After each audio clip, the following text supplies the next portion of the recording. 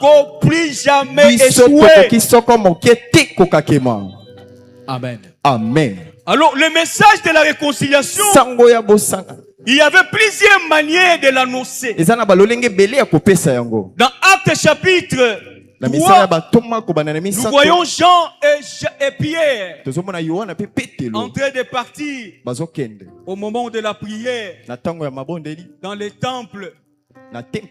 Et devant la porte du temple qui s'appelait la Belle, la Bible dit qu'il y avait un paralytique.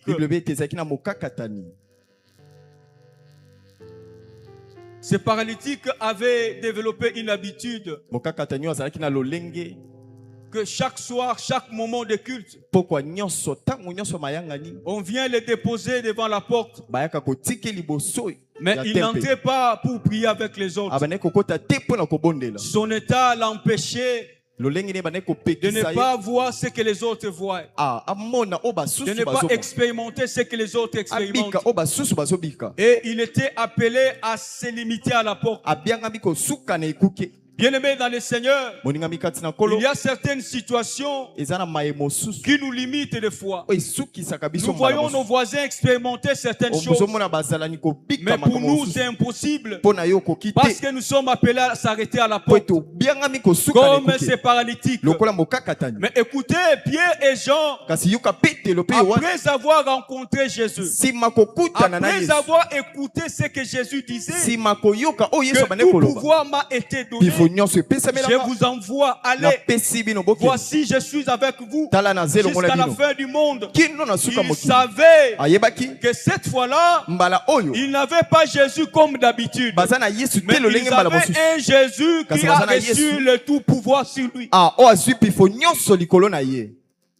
Amen.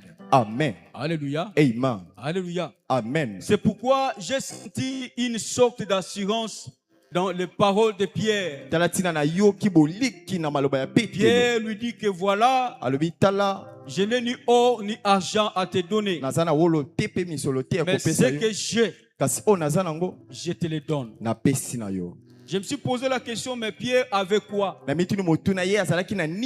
Pierre savait que Jésus a fait de lui le dépositaire du message de la réconciliation. Jésus a fait de lui le détenteur du pouvoir, de capacité, de l'autorité. Alors comme il était dépositaire, il savait qu'à tout moment, il pouvait aussi